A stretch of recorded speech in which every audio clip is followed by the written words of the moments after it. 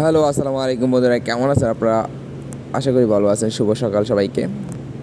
তো কিছুদিন আগে একটা জিনিস আমি লক্ষ্য করছিলাম, আমার বাসার সামনে হচ্ছে যে একটা মৌচাক। তো এই মৌচাকটি আমি 15 থেকে 20 দিন আগে আমি দেখছিলাম খুব ছোট অবস্থায়।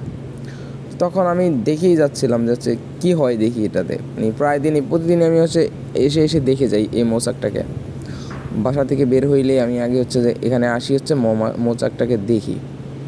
তো মাশাআল্লাহ, দেখতে দেখতে মৌচাকটা অনেক বড় হয়ে গেছে। তো সৌদি আরবের মাটিতে মৌচাক বা হচ্ছে যে মৌমাছির বাসা, এটা মানে আমি আর আগে কখনো দেখি নাই, এই ফার্স্ট আমি এখনই মানে এইবারই দেখলাম।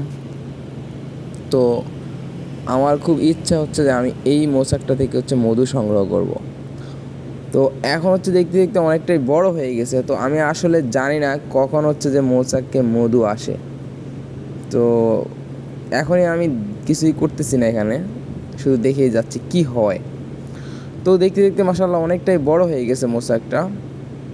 আর নিচে দেখতে পাচ্ছি, একটা জিনিস লক্ষ্য করতে পারলাম আমি, নিচে অনেকগুলো মৌমাছি হচ্ছে যে মরা অবস্থায় পড়ে আছে, মানে মৃত আর কি, ওগুলো মারা গেছে, নিচে পড়ে আছে অনেকগুলো, মানে অসংখ্য, যেটা বলার বাহিরে। প্রায় 100 থেকে 150 পর্যন্ত পরিমাণ এরকম হবে, 150-এর মতো হবে। তো এই যে নিচে দেখতে পাচ্ছি, মানে অনেকগুলো বাতাসে উড়ে গেছে, যেগুলো মরে পড়ে আছে। তো এটা একদম আমার বাসার সামনেই।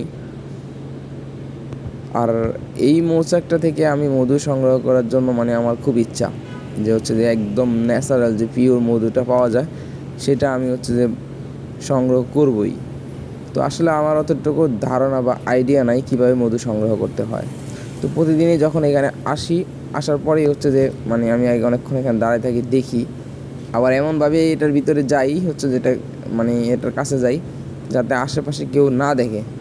যদি মানে এটা ভয় হয়, যদি কেউ দেখে হচ্ছে যে, তাহলে হচ্ছে যে হয়তো এখান থেকে নিয়ে নিবে এটা। জানি না আমার ভাগ্যে আছে কি না। তো আমি একজনকে বলছিলাম যে হচ্ছে যে আমরা এটা এখান থেকে হচ্ছে মধু সংগ্রহ করব, কীভাবে সংগ্রহ করা যায় আমাকে হচ্ছে যে পরামর্শ দেওয়ার জন্য।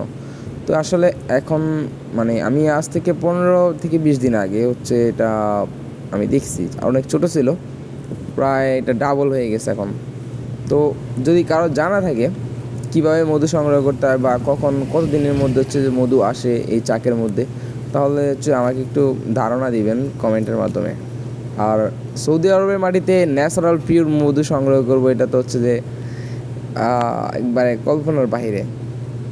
তো আমি আরেকটা বিষয় হচ্ছে লক্ষ্য করছিলাম, যে মৌমাছিগুলো হচ্ছে যে মারা যায়, যে নিচে পড়ে মরে মরে নিচে পড়ে যায় মারা গিয়ে। তো কেন এগুলো মারা যায় আমি সেটাও জানি না। যদি কেউ জেনে থাকেন তাহলে হচ্ছে কমেন্ট করে জানাবেন। আর আমি হচ্ছে যে ইউটিউবে সার্চ দিব, দেখবো যে হচ্ছে যে কেন মৌমাছিগুলো এই যে মারা গেছে, এই যে একটা মৌমাছি মারা গেছে মৃত অবস্থায়, মানে কেন মারা যায় আমি জানি না।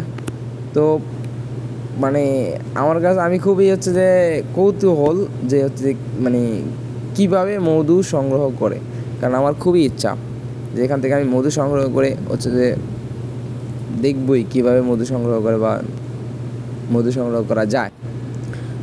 তো সবাই ভালো থাকবেন, আমার চ্যানেলটি সাবস্ক্রাইব করে রাখবেন, এবং হচ্ছে নেক্সট ভিডিও আসতেছে, এটা কীভাবে আমি মধু সংগ্রহ করি আরেকটা ভিডিও আপনাদেরকে দিব। তো ততক্ষণ পর্যন্ত যদি চ্যানেলটি সাবস্ক্রাইব না করে থাকেন, চ্যানেলটি সাবস্ক্রাইব করে সাথেই থাকবেন, কমেন্ট করে জানিয়ে দিবেন কীভাবে মধু সংগ্রহ করতে হয়, আমাকে পরামর্শ দিবেন। আর সবাই ভালো থাকবেন। আসসালামু আলাইকুম।